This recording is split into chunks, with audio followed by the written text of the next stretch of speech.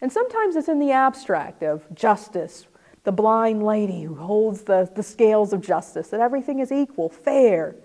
But truly to make justice come alive, you need individual actors. And this thing called justice is really about fairness, about equity, about a moral right, the common good. So when I think about lawyers, we're always on the quest to figure out what this thing called justice looks like. And to have that type of consciousness and to have that type of pursuit as a career and a vocation uniquely positions us to be change agents in our daily lives. My name is Dr. Artika Tyner. I currently teach at the University of St. Thomas, and I also serve as the Associate Vice President for Diversity and Inclusion. So I'm here today at the Wisconsin State Bar Association to talk about one of my passions, the intersections of leadership and social justice, on how lawyers can make an impact in a practical way.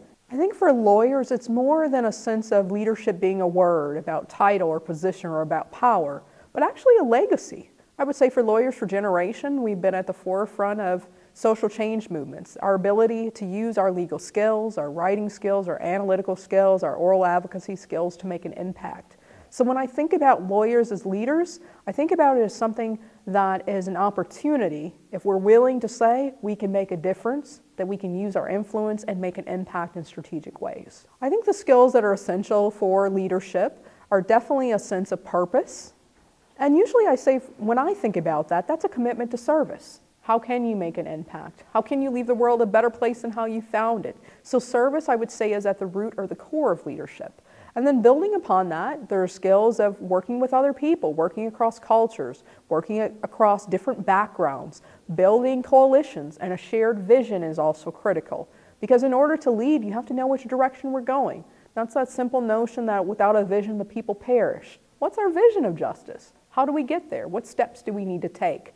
That also will take us to an additional skill that we need, strategic planning. How do you go from A to Z? Knowing that it won't be a linear path, that there may be some challenges, there may be some impasses along the road to justice. But having a strategic plan, a vision, your ability to bring people together, and also to be able to listen. Because I think oftentimes it's tempting to say, I've heard the voice of the people, I've heard the voice of someone from my team or of my client, but are you really listening? Because then I think that gives us new skills to not just address a problem, but get to the root cause of the problem as well. Lawyers can develop leadership skills in a few different ways. I think the first one is through mentorship. To find someone, especially for young lawyers, that you admire their leadership skills, someone who's making an impact. To find a way to not just say, can I learn more about the path of leadership, but having someone really model the way and to take you under their wing to help train and empower you to develop your own leadership skills. I would say, and especially being here with the Bar Association is a perfect place to start. It's actually where I started most of my leadership projects and my ability to think about myself as a public servant as well. So volunteering, maybe chair a committee, take on a special project within the Bar Association. And I would say lastly, I think it's critical to learn about leadership. Study leadership theories to find out what's the right fit. Are you more of a transactional type of leader to say, okay, I'll take this step by step? Are you more of a charismatic, transformational leader where just your personality attracts people to you? Or are you that servant leader who really your ability to serve is what compels you to lead? There are plenty of leadership books to study, but I also think coupled with that is studying the leadership profile of lawyers like Mahatma Gandhi. What strategies did he use in leading? Nelson Mandela, Marion Wright Edelman. There's a list of great lawyers that we can learn from their leadership legacy on what were their leadership skills and what methods did they use to bring forth social change. What are those issues that keep you up at night? What are those things that you say, that's an injustice, I need to change that? That's really key to finding your passion, your calling, and your purpose.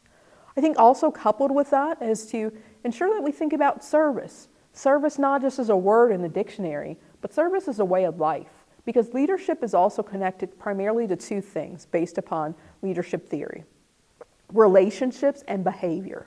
So service as a relationship, it says then that we're all interrelated. So when we think about issues, whether it's child poverty, whether it's domestic violence, or even issues related to immigration law, it's not just someone over there experiencing it, it's a person who's a part of my community that's experiencing that injustice. And what will I do about it? And then when I think about, as we connect it to relationship and behavior then, it's also building a relationship more broadly with others that are in our same community. And when I say in our same community, not just the people who are similar to us, but based upon our shared humanity and our common destiny bringing us together.